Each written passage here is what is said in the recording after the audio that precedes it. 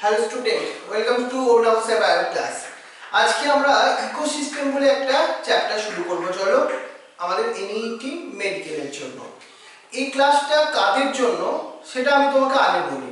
এই ক্লাসটা আমার যারা 11 স্টুডেন্ট, যারা ক্লাস 12-এ উঠেছে এই বছর, তাদের জন্য। এটা আমাদের ক্লাস 12-এর প্রথম চ্যাপ্টার আমরা শুরু করছি মেডিকেলের জন্য, সেটা হচ্ছে ইকোসিস্টেমটাকে দিয়ে। এই চ্যাপ্টারটা তোমাদের আমরা আগে বোর্ডের ক্লাসে করিয়েছি, এবার আমরা মেডিকেলের ক্লাসে করাচ্ছি। এতে তোমার লাভটা হবে কিভাবে? এতে তোমার প্রেশারটা অনেক কম থাকবে। সেকেন্ড, যদি তোমার বলা হয় এটা তোমার আবার সেকেন্ড টাইম রিভিশন হবে। এই ক্লাসের মধ্যে আমরা এনইটি মেডিকেলের মেনলি কিছু প্যাটার্নটা শিখব। এনইটি মেডিকেলের জন্য কি ধরনের এমসিকিউ আসতে পারে সেই ব্যাপারটাকে নিয়ে ডিসকাস করব। এই ক্লাসটা আমাদের আরেকটু অ্যাডভান্স ক্লাস। অ্যাডভান্স মানে আমরা আরো অনেক বেশি কিছু শিখবো তা কিন্তু নয়।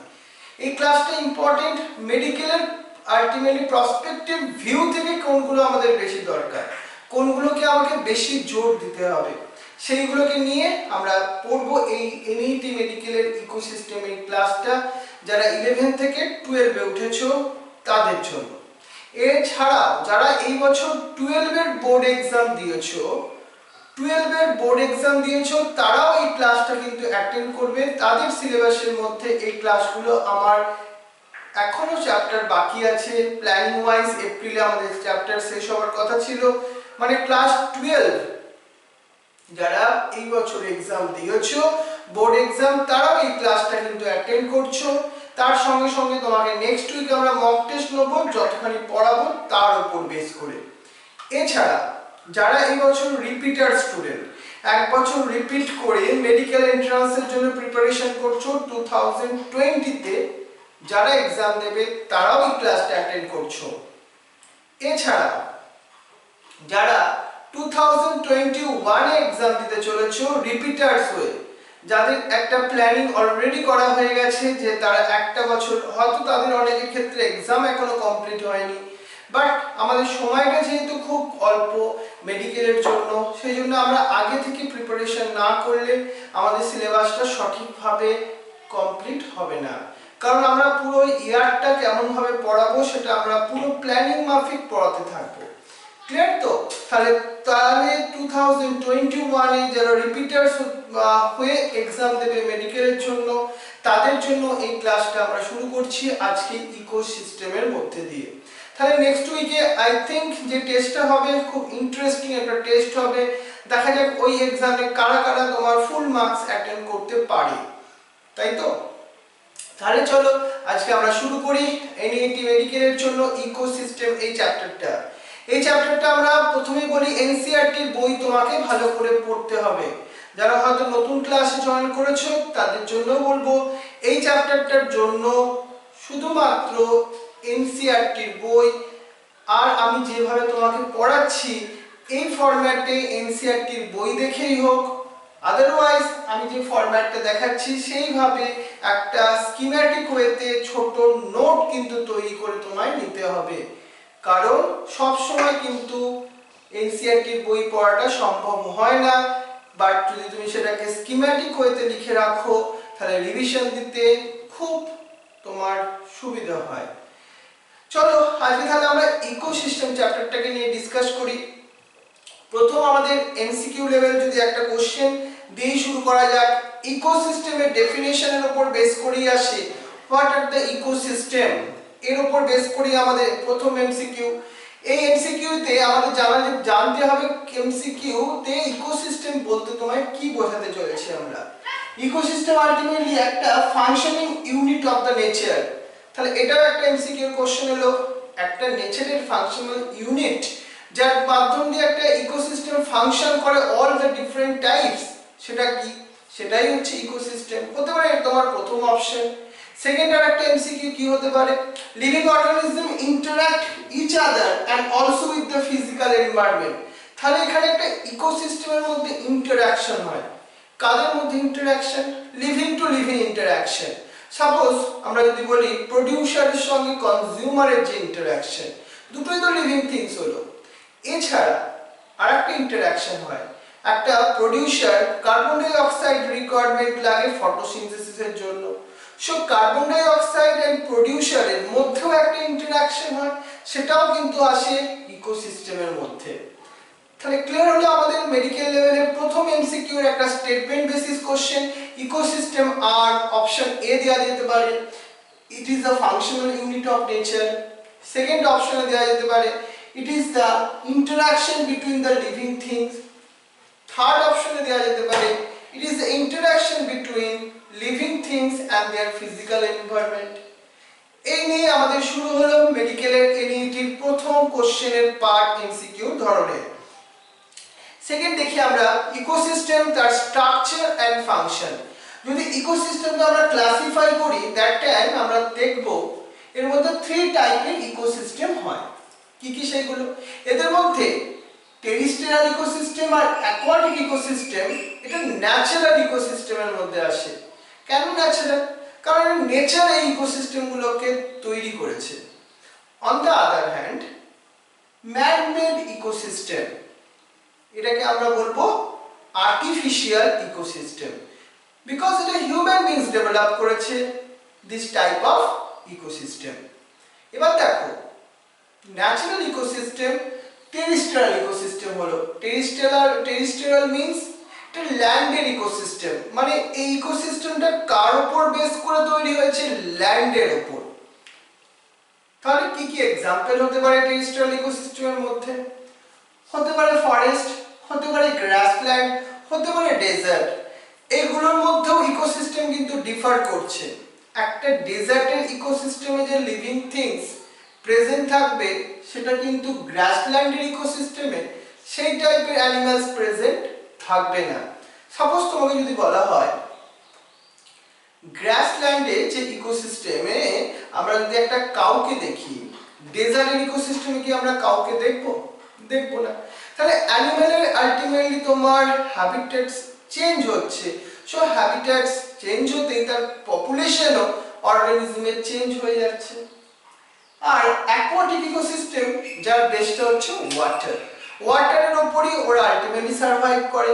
তাহলে এদের মধ্যেও আছে special type of adaptive features for survival of this aquatic environment. কি কি হতে পারে এই অ্যাকোয়াটিক ইকোসিস্টেম? পন্ড, হতে পারে lake, wetland, river or estuary. That is some most common example of the aquatic ecosystem. এগুলো হলো কি ন্যাচারাল, যেগুলো নেচার তৈরি করেছে। এবার বলি আর্টিফিশিয়াল ইকোসিস্টেম কোনগুলো? আর্টিফিশিয়াল মানে human man made.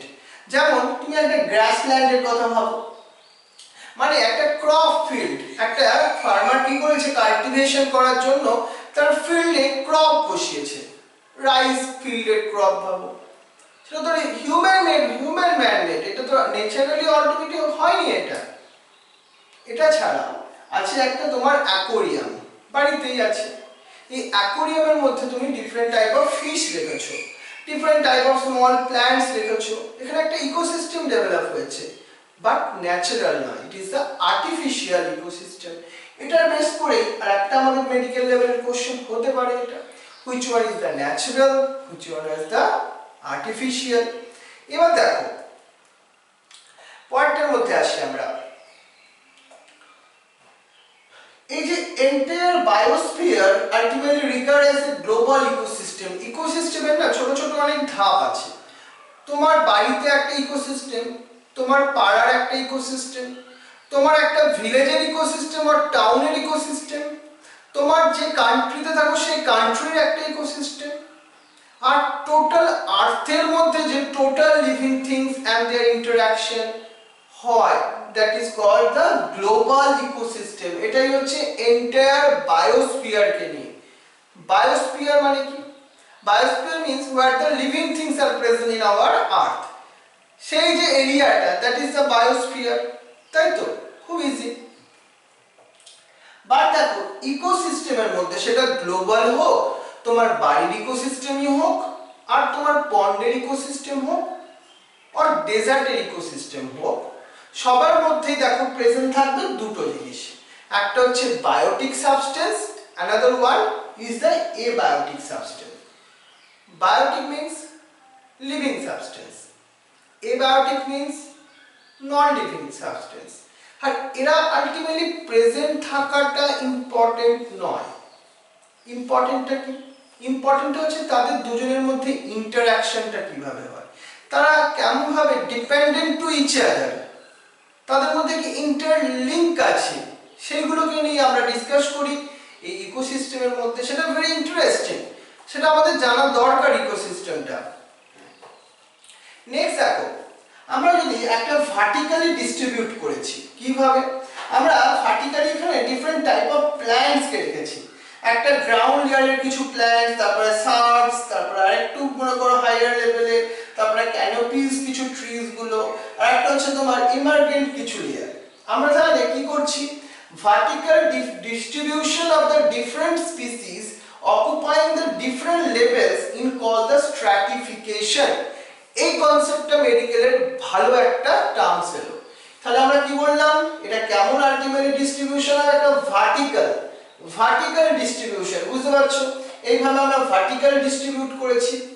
Same species কে না, আমরা স্ট্র্যাটিফিকেশন করেছি ডিফারেন্ট স্পিসিস কে, কারণ এইটা যে ধরনের প্ল্যান্ট স্পিসিস, এইটা সেই ধরনের প্ল্যান্ট স্পিসিস নয়।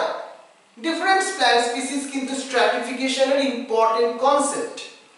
এছাড়া তারা কোথায় প্রেজেন্ট আছে, তারা প্রেজেন্ট আছে, অকুপাই করে আছে different trophic level, so it is called the stratification. একটা কমন এক্সাম্পল দেওয়া যাক, চলো একটা আমরা ফরেস্টে গেছি, ফরেস্টে গিয়ে কি দেখছি, একদম ট্রিজ যেগুলো খুব বড় লম্বা টাইপের টল ট্রিজ, সেগুলো টপ স্ট্র্যাটা আর লেয়ার্সে আছে। তারপর নিচে কি দেখবো আমরা, কিছু সার্বস আছে, যারা সেকেন্ড এতে, থার্ড পজিশনে কি দেখবো, হার্বস গুলো, তার থেকে আরো আলটিমেটলি নিচে কারা আছে, গ্রাস আছে। এইভাবে আমরা একটা ভার্টিক্যালি ডিস্ট্রিবিউট করলাম ডিফারেন্ট স্পিসিস কে। This concept are called stratification. Clear হলো ব্যাপারটা? এটা হচ্ছে একটা ফরেস্টের এক্সাম্পল দিয়ে আমি তোমাকে বোঝালাম হোয়াট আর দ্য স্ট্র্যাটিফিকেশন। এবার দেখো, স্ট্র্যাটিফিকেশন কিন্তু আমাদের এনইটির একটা ভেরি ইম্পর্টেন্ট টপিক। এবার তোমার বাড়ির পাশে একটা পুকুর, যেটা আমরা বলছি পন্ড, এই পন্ডের একটা ইকোসিস্টেমটাকে নিয়ে আমরা চলো একটা বেসিক কিছু তোমাকে আইডিয়া দিই। পন্ডের ইকোসিস্টেম ন্যাচারাল না আর্টিফিশিয়াল? জেনারেলি এটা কিন্তু ন্যাচারাল ইকোসিস্টেমের মধ্যেই আসে। এই ইকোসিস্টেমের মধ্যে তাহলে two type of components present আছে, বায়োটিক কম্পোনেন্ট আর একটা হচ্ছে এবায়োটিক কম্পোনেন্ট। এবার দেখি আমাদের সেগুলো কি কি এবং তাদের মধ্যে কিভাবে ইন্টারঅ্যাকশন হয়। প্রথম দেখো, তাহলে একটা পন্ড is a shallow, simple, self-sustainable water bodies যার মধ্যে কি আছে, that exhibit all basic component of the ecosystem। তাহলে পন্ডের মধ্যে কিন্তু all different type of components present আছে। all different types মানে কি বলতে চাইছি, বলতে চাইছি মেন কিন্তু বায়োটিক আর abiotic component. But biotic component গুলো আবার ডিফারেন্ট টাইপস এর হয়, like producer, primary consumer, secondary consumer, তাই আমরা এদেরকে ডিফারেন্ট নামসে বলছি। এবার দেখো, প্রথম তাহলে আমরা এবায়োটিক কম্পোনেন্টস গুলোর কথা আসি। এখানে আমরা কি এবায়োটিক কম্পোনেন্টস দেখতে পাচ্ছি ওয়াটার আর কিছু সয়েল প্রেজেন্ট আছে, সেটা ফার্স্ট এবায়োটিক কম্পোনেন্টস এর। এই পন্ডের মধ্যে একটা ক্লাইমেটিক কন্ডিশন আছে। দেখো কি কি সেই ক্লাইমেটিক কন্ডিশন, এর মধ্যে সোলার ইনপুট হচ্ছে কিনা, এর মধ্যে সাইকেল অফ দ্য টেম্পারেচার, এই যে এখানে টেম্পারেচারটা ওয়াটার বডিজে কি আছে, ডে লেন্থ মানে সামার টাইপে কত লাইটের ইন্টেন্সিটি রিচ করছে এই পন্ডের মধ্যে, এটাকে আমরা কি বললাম, ক্লাইমেটিক কন্ডিশন। তাহলে এমসিকিউ তে কোশ্চেনে ঘুরিয়ে দেওয়া যেতে পারে। এনসিইআরটি বইতে কি বলছে, পন্ডের ক্লাইমেটিক কন্ডিশন হচ্ছে সোলার ইনপুট, এবায়োটিক কম্পোনেন্টস এর মধ্যে ইন্টারনালি ধরছে না, কোশ্চেনটা একটু টুইস্টেড ম্যানারে ঘোরাতে হচ্ছে। আর কি হতে পারে, এবার অটোট্রপিক কিছু কম্পোনেন্টস গুলো। Autotrophic means they can produce their own food by the photosynthesis process. এইখানে তো টল কোনো প্ল্যান্ট নেই, আছে কিছু স্মল প্ল্যান্ট। তাহলে কি বলছি আমরা, ফাইটোপ্ল্যাঙ্কটনস, যেগুলোকে আমরা কি বলছি, স্মল প্ল্যান্ট। এটা প্রোটিস্টিয়াল গ্রুপের কিছু অর্গানিজমের আন্ডারে হতে পারে। আর হতে পারে সাম algae and the floating and submerged and marginal some plants। দেখো মার্জিনাল কিছু প্ল্যান্টস গুলো এগুলো প্রেজেন্ট আছে এখানে। এটা হচ্ছে autotrophic member of the pond. এছাড়া আছে কনজিউমার। কনজিউমার গুলোকে আমরা কি বলবো? হেটেরোট্রপস। Heterotrophs means they cannot produce their own food, so they depend on others। কার উপর ডিপেন্ড করবে? ডিপেন্ড করতে হবে তাকে সেই অটোট্রপস এর উপরে। বাট তারা কারা প্রেজেন্ট আছে এই পন্ডের মধ্যে? যেমন দেখো আছে কিছু জু প্ল্যাঙ্কটন। জু প্ল্যাঙ্কটন জিনিসটা কি? জু plankton is the small animals, animal creatures, right? Also it is protozoan some groups, that means the animal like protista also belongs in the zooplanktons। Some free ultimately swimming and the bottom dwelling some animals যেগুলো bottoms a present থাকে বা freely যারা swimming করতে পারে, like small fish, like the large fish, all are belongs to consumer, that means the heterotrophs। এই all parts গুলোকে নিয়ে তৈরি আমাদের একটা পন্ডের ইকোসিস্টেম। এবার এই ফরম্যাটটাই তুমি যদি একটা ফরেস্টে যাও দেখবে সেম টাইপেরই কম্পোনেন্টস কিন্তু প্রেজেন্ট আছে, বাট এখানে প্ল্যান্ট আর অ্যানিমালস গুলো শুধু একটু চেঞ্জ হয়ে যাচ্ছে, এটাই ডিফারেন্ট, বাট বেসিক ফরম্যাটটা কিন্তু অলওয়েজ সেম থাকবে। বাট একজনের কথা আমি বলবো এবারে, তারা হচ্ছে ডিকম্পোজার। যারা কিন্তু এভরি ইকোসিস্টেমে প্রেজেন্ট আছে।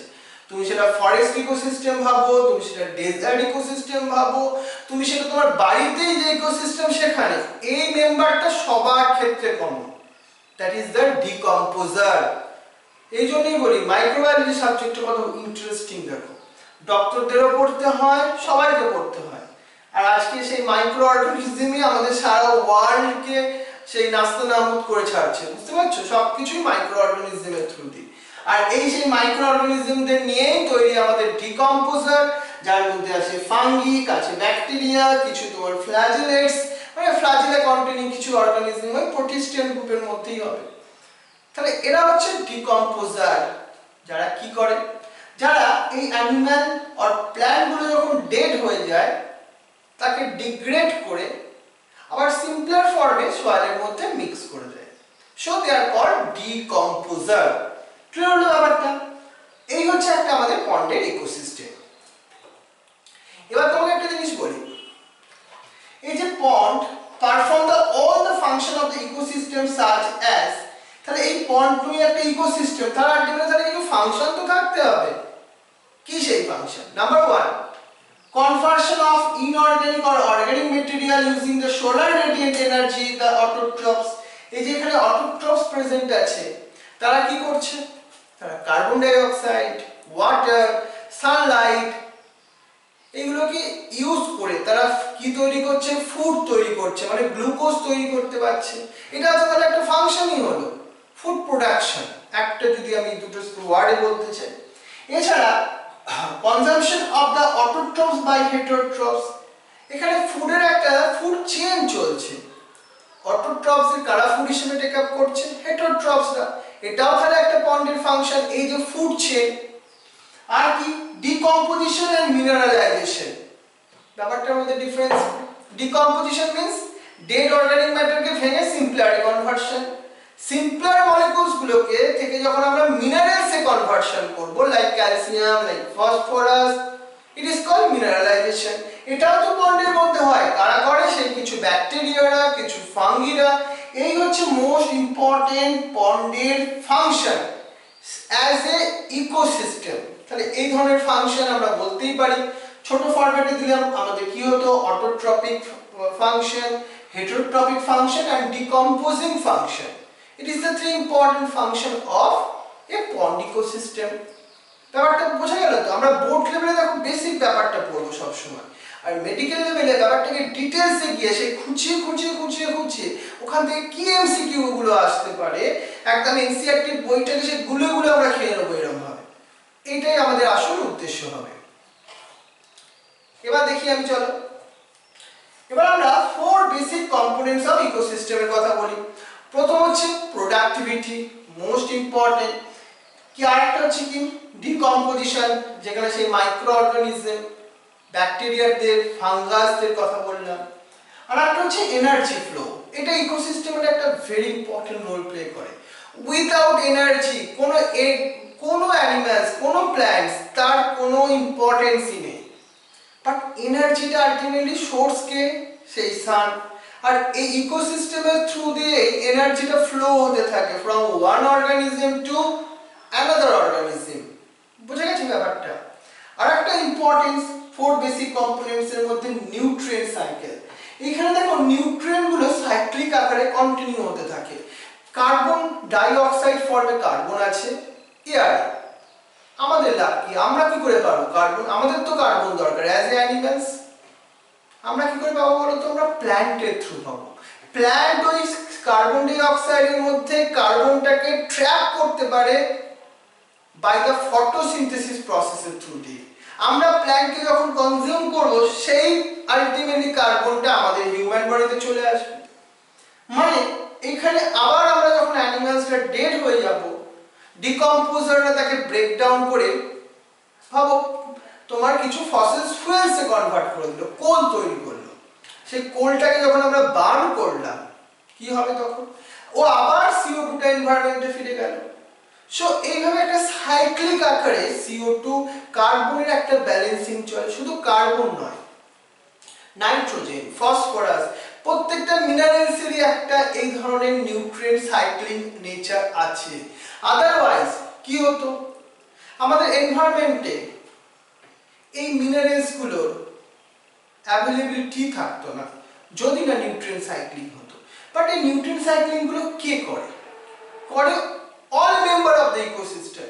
সবাই কিছু না কিছু ভাবে পার্টিসিপেট করার চেষ্টা করে এই নিউট্রিয়েন্ট গুলোকে সাইক্লিক নেচারে আনবার জন্য। কেমন ভাবে? তার জন্য আমাদের সিলেবাসের মধ্যে আছে কার্বন সাইকেল আর ফসফরাস সাইকেল। সেটা তোমরা কিছুটা হলেও বোর্ড লেভেলে বুঝেছো। এবার চলো আমরা প্রথম এই টপিকটাকে নিয়ে ডিসকাস করি। It is the productivity. কি হয় এই প্রোডাক্টিভিটি? প্রথম আমরা বলি what is the mean by productivity. Productivity মানে বুঝতে পারছো, এখানে কিছু প্রডিউস করতে হবে, করবে সেই প্ল্যান্ট, কাকে ইউজ করে? আলটিমেট সোর্স অফ এনার্জি, সেই আমাদের সানকে ইউজ করে, সানলাইটকে ইউজ করে। তাহলে সোলার এনার্জি কি জিনিস সেটা? তাহলে it is the basic requirement for the ecosystem to function and sustain. এই জন্য আমরা সবাইকে শেখাই সকালবেলা উঠে, তুমি যে ধর্মেরই হোক না কেন, হিন্দু, মুসলিম, খ্রিস্টান, বৌদ্ধ, যে কোনো ধর্মের রিলিজিয়ানে হোক না কেন, তোমাকে সকালবেলা উঠে একবার তোমার ইস্টের দিকে দাঁড়িয়ে তোমাকে সানকে একবার অন্তত নমস্কার করা উচিত। কেন নমস্কার করা উচিত? কারণ সানের জন্যই তুমি আলটিমেটলি সাস্টেন করছো। তুমি কোন রিজিয়ন থেকে ইম্পর্টেন্ট নয়, তুমি হিউম্যান বিংস না অন্য অ্যানিমালস, সেটাও ইম্পর্টেন্ট নয়, কিন্তু without sun you cannot sustain.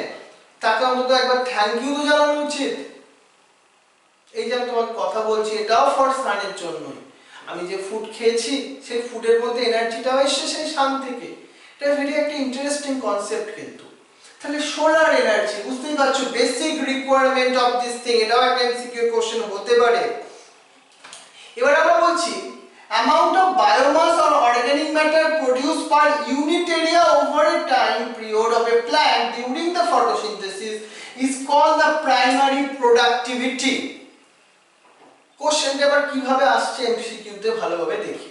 Primary productivity means কি বলছি আমরা? কারা তৈরি করছে? প্ল্যান্ট তৈরি করছে, এটা তো বুঝতেই পারছি। অ্যামাউন্ট অফ বায়োমাস তৈরি হচ্ছে, বায়োমাস মানে অর্গানিক ম্যাটেরিয়াল তৈরি হচ্ছে, মানে গ্লুকোজ তৈরি হচ্ছে, স্টার্চও তুমি বলতে পারো, স্টার্চও তৈরি হতে পারে। কোথায় তৈরি হচ্ছে? প্রোডিউস পার ইউনিট এরিয়া, একটা পার্টিকুলার এরিয়াটাকে আমরা মেজারমেন্ট করছি।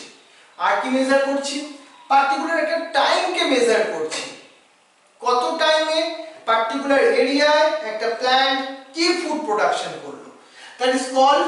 আর এখানে তো প্ল্যান্টকে করতেই হবে, বিকজ প্ল্যান্ট আর দ্য প্রোডিউসারদের মধ্যেই আসছে। কোন প্রসেসের থ্রু দিয়ে প্রাইমারি প্রোডাক্টিভিটি আসছে? ফটোসিনথেসিস প্রসেসের থ্রু দিয়ে। এইগুলো এই লেভেলের কোশ্চেন হতে পারে।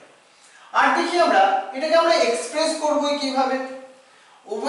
ওয়েটটাকে আমরা কি বলছি, gram minus 2, that means the gram or energy মানে kilo calorie per metre square এর মধ্যে আসছে। পার মিটার স্কয়ার এরিয়ায় কি এনার্জি তৈরি হচ্ছে বা কি বায়োমাস অর ওয়েট তৈরি হচ্ছে।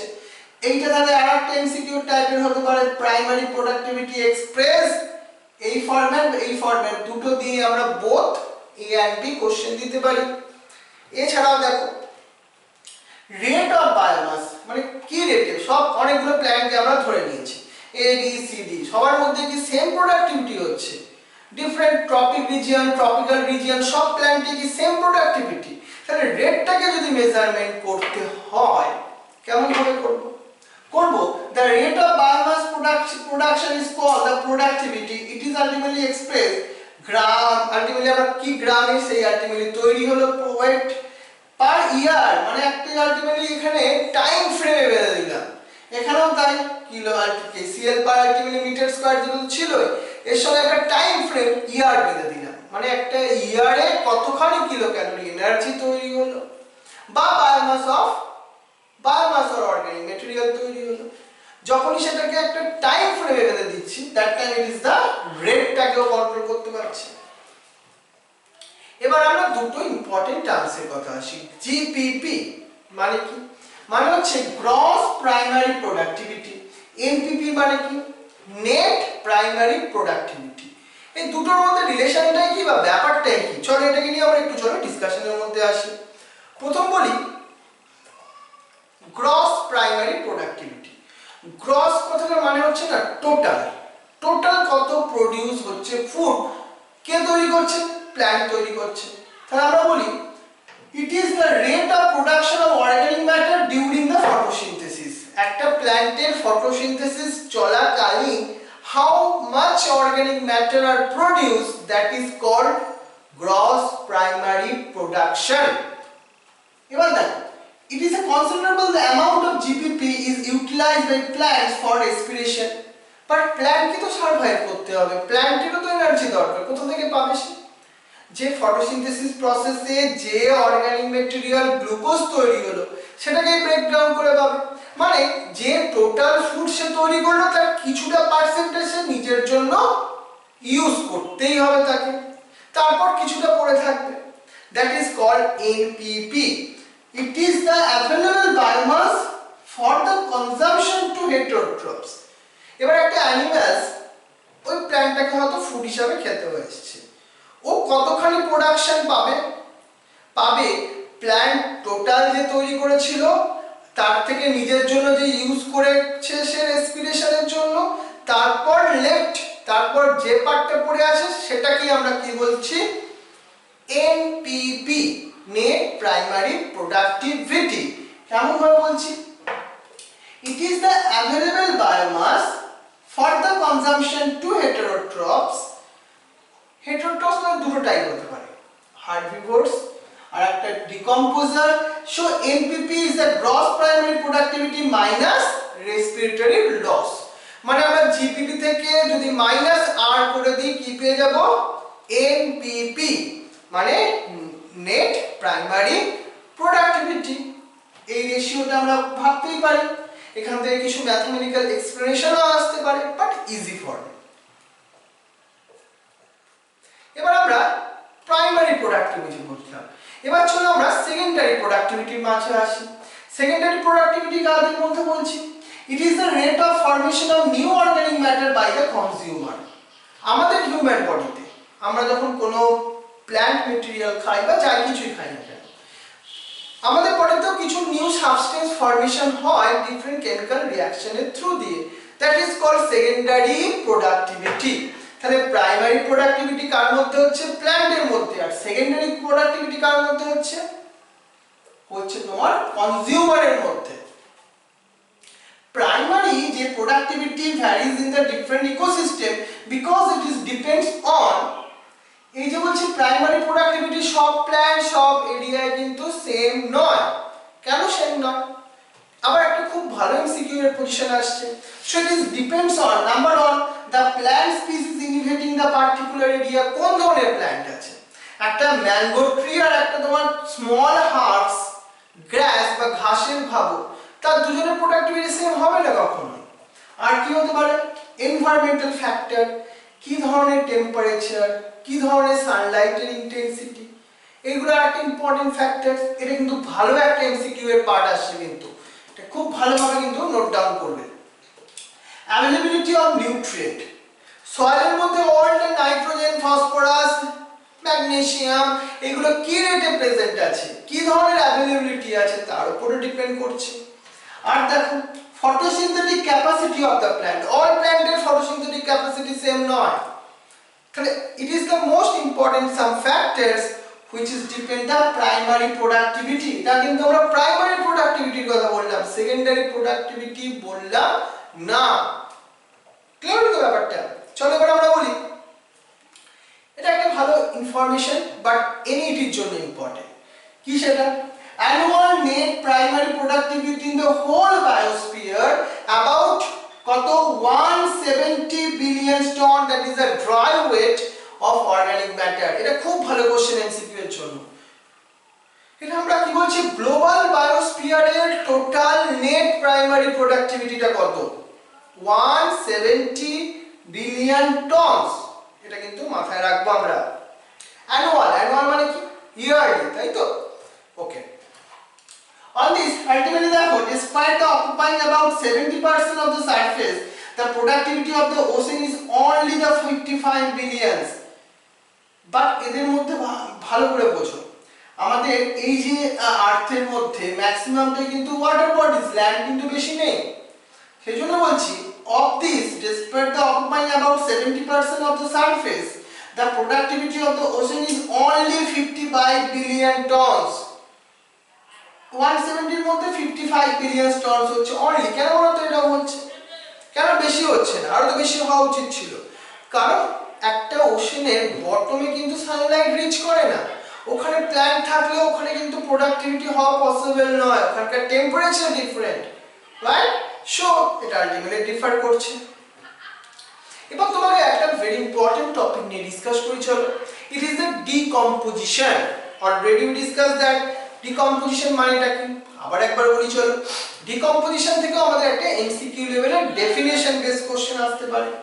ইট is the breakdown of complex organic matter, মানে কমপ্লেক্স প্রোটিন বা অ্যানিম্যাল ডেড হয়ে গেছে, প্ল্যান্ট ডেড হয়ে গেছে, ওগুলোকে ব্রেকডাউন করতে হবে। কারা ব্রেকডাউন করবে? ব্রেকডাউন করবে ডিকম্পোজাররা, মানে ফাঙ্গাসরা, লাইক ব্যাকটেরিয়ারা। কিসে কনভার্সন করবে? অর্গানিক ম্যাটারকে ইনঅর্গানিক সাবস্টেন্সে ওরা কনভার্সন করবে। এর সঙ্গে ওরা কি তৈরি করবে? কার্বন ডাই অক্সাইড তৈরি করবে, ওয়াটার তৈরি করবে, এন্ড সাম সিম্পল নিউট্রিয়েন্টও তৈরি করবে। এটা কি তাহলে আমরা বললাম decomposer. So that is the action of decomposer. তাহলে বুঝতেই পারছো, microorganism take the important role as a decomposer. এবার দেখো, it is ultimately largely or organic oxygen requiring process. কেন বলছি এটা? বিকজ এই যে ডিকম্পোজারটা হয় অ্যারোবিক টাইপ অফ অর্গানিজম, মানে তারা অক্সিজেনের প্রেজেন্সেই আলটিমেটলি ফাংশন করতে পারে বা সার্ভাইভ করতে পারে। So aerobic microorganism act as a decomposer generally. এই কনসেপ্টের মানেটা কিন্তু সেটাই দাঁড়ালো। কিন্তু বাট ডিকম্পোজিশনের জন্য দরকার হচ্ছে কিছু ডিকম্পোজারকে তুমি যদি একা একাই রেখে দাও, ওভার কাকে ডিকম্পোজ করবে? তাহলে ডিকম্পোজিশন প্রসেসে মাস্ট দরকার কিছু raw material, that is called detritus. এবার ভালো করে বোঝো, এই যে আমি বলছি ডেট্রিটাস কি জিনিস, সেটা raw material for decomposition is called the detritus. তাহলে এটাকে আমরা কি বললাম? Raw material of raw materials for the decomposition। কি কি হতে পারে? dead plant cements হতে পারে, leaves হতে পারে, bark হতে পারে, flower হতে পারে, dead flower, all are the detritus এর মধ্যেই আসছে। আর দেখো, dead শুধু plant পার্টই নয়, dead remainings of animals, fecal matters, all are the belongs to detritus। that means the dead organic matter, it is called the detritus। এটাই কিন্তু raw material of the decomposition process।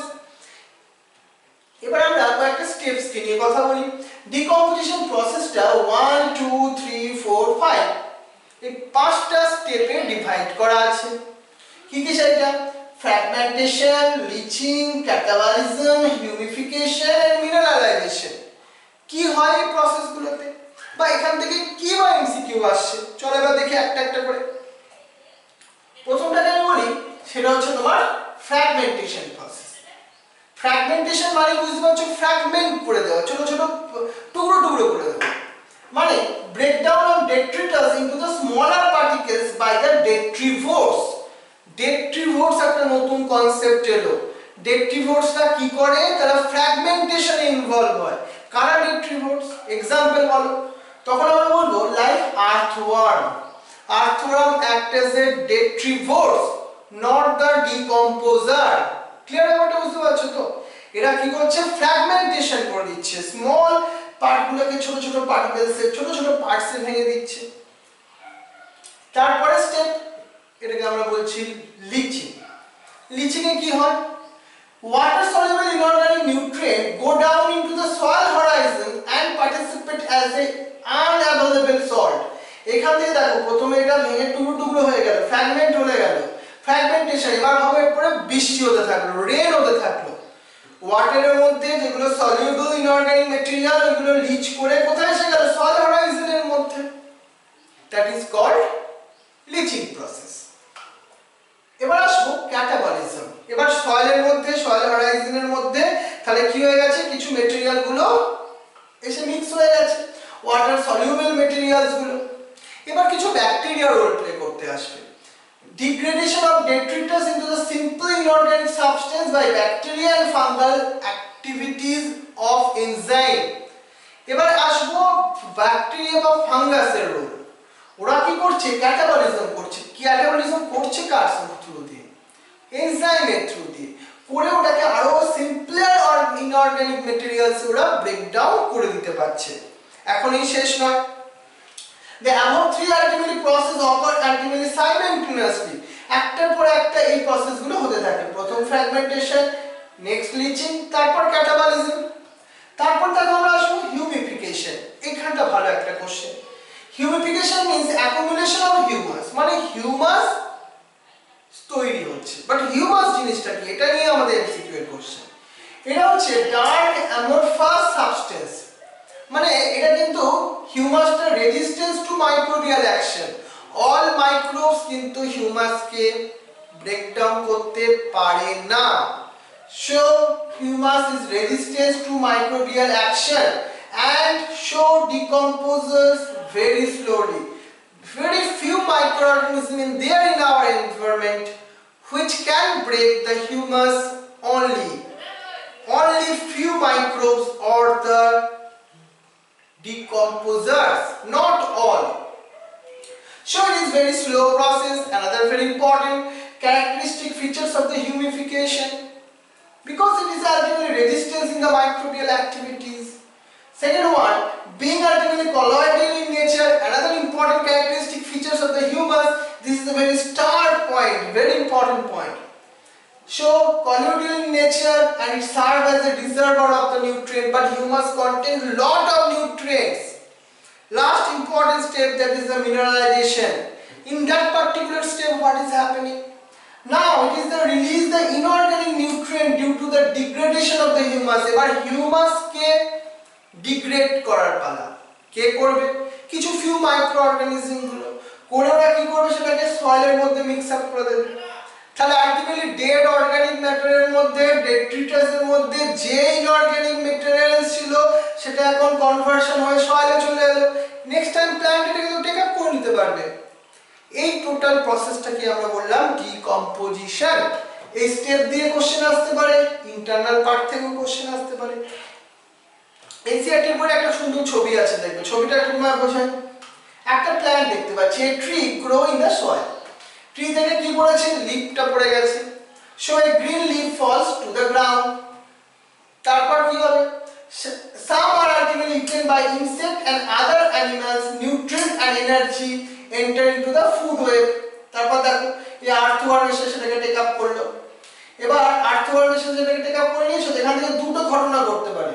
Some nutrient leach into the soil by the chemical action. আর একটা কি হতে পারে? leaves partially consumed by the decomposers such as fungi and bacteria, they begin to ultimately lose form and become the ultimate litter, মানে liquid sub materials এর মধ্যে lynching হয়ে ওয়াটারের মডিউলের সঙ্গে মিক্স হয়ে গেছে। Further decomposition by earthworm, bacteria, soil mites, fungi এরা করে আবার কি করছে অর্গানিক রিচ সয়েল তৈরি করে দিচ্ছে। সেই অর্গানিক রিচ সয়েলটার মধ্যে থাকছে ডিফারেন্ট নিউট্রিয়েন্ট গুলো, সেটা প্ল্যান্ট টেক আপ করে নিতে পারছে। এটা হচ্ছে টোটাল ডিকম্পোজিশন প্রসেস। আর একটা ভেরি ইম্পর্টেন্ট কোশ্চেন আসছে, দেখো এটা এবার NEET এর জন্য most important. Factor influencing the decomposition. Number 1, chemical composition of the detritus. কোন ধরনের একটা প্লাস্টিকের প্যাকেট কিন্তু ডিকম্পোজিশন হবে না easily, dead leaves very fast decomposition হবে। তাহলে কি বলছি আমরা, decomposition rate is slower in detritus which is lignin and chitin or chitin। ভালো কোশ্চেন। chitin or lignin যদি সাবস্টেন্স প্রেজেন্ট থাকে সেগুলো কিন্তু ইজিলি ডিগ্রেড হবে না। It is quicker ultimately if detritus is rich in nitrogen and the water soluble substance like sugar সেগুলো কিন্তু decomposition হবে ফাস্ট রেটে। তাহলে আমরা কি বুঝলাম, আমাদের নাইট্রোজেন কন্টেনিং সাবস্টেন্স মানে protein and water soluble molecules হলে ডিকম্পোজিশন রেট হবে faster, lignin or titin containing কিছু সাবস্টেন্স হলে ডিকম্পোজিশন রেট হবে স্লো। বুঝে গেছে ব্যাপারটা? এবার দেখি আমি তোমাকে বলি ক্লাইমেটিক ফ্যাক্টরস। রেইনি সিজনে যতখানি ডিকম্পোজিশন রেট ফাস্টার হবে, ড্রাই সিজনে কিন্তু হবে না সেটা। তাই আমরা বলি temperature and soil moisture, warm and the moist environment favor the decomposition। ভালো কোশ্চেন। কোন দুটো condition? warm and the moist environment, low temperature and the animosis inhibit the decomposition resulting in the building of the organic material। সেই জন্য তুমি দেখবে summer সিজনে পাতাগুলো পড়তেই থাকে, পড়ে পড়ে একটা জায়গায় জমা হয়। বর্ষাকাল আসুক, রেইনি সিজনে আসুক, সেগুলো ডিকম্পোজ হয়ে আবার সয়েলে মিক্স আপ হয়ে যেতে থাকে। এটা ফর ক্লাইমেটিক ফ্যাক্টরের জন্য। এই হচ্ছে আমরা আজকে পড়লাম ডিকম্পোজিশন প্রসেস। পরের দিন আমরা পড়ব তোমার energy flow, food waves and some points discuss in the next class। So next class এ আমাদের টেস্ট থাকবে আপ টু এই ডিকম্পোজিশন অবধি। খুব ছোট্ট টপিক, কিন্তু এর সঙ্গে সঙ্গে যারা এই বছর ক্লাস, তাহলে আমাদের পরের দিন এই টেস্টটা দিচ্ছ কারা কারা, যারা এই বছর ক্লাস 12 এ উঠেছো তারা, যারা এই বছর 12 পাস করেছো তারা, যারা এই 2020 তে एग्जाम দেবে রিপিটার, আর 2021 এ এক বছর গ্যাপ দিয়ে যারা রিপিটারস হতে চাইছো তারাও एग्जाम দেবে। এটা ছাড়া নেক্সট উইকে আমরা ক্লাস 12 এর স্টুডেন্ট মানে যারা ক্লাস 12 পাস করেছো বা যারা 2020 তে NEET एग्जाम দেবে তাদের জন্য আমাদের মক টেস্ট থাকবে বায়োটেকনোলজি ইউনিটের উপর। আর যারা এই বছর ক্লাস 11 থেকে 12 এ উঠেছো বা অল রিপিটার স্টুডেন্ট তাদের সবার জন্য আরেকটা ক্লাস 11 এর এমসিকিউ আছে, সেটা হচ্ছে প্ল্যান্ট ফিজিওলজির উপর। আমি এই অল প্ল্যানিং কবে কোন एग्जाम হবে, কোন টাইমে, আমি আবার নেক্সট মন্ডেতে তোমাকে একটা ভিডিও থ্রু দিয়ে সব প্ল্যানিং ডিসকাস করে দেব। তোমরা প্ল্যানিংটা ঠিক রাখো, তোমাদের মধ্যে পড়াশোনাটা অলরেডি শুরু করো, আর এই টেস্টটা কিন্তু খুব ভালোভাবে দিও নেক্সট যখন মেডিকেল ক্লাস হবে সেই সময়। ওকে, তাহলে আজকে এতখানি। Best of luck all of the student. ভালোভাবে পড়াশোনা করো, মন দিয়ে পড়াশোনা করো, একটা স্বপ্নের দিকে আমরা যেন একটু একটু করে অগ্রসর হতে পারি প্রত্যেকটা দিনে। ওকে, তাহলে ওকে, আজকে থ্যাংক ইউ ভেরি মাচ।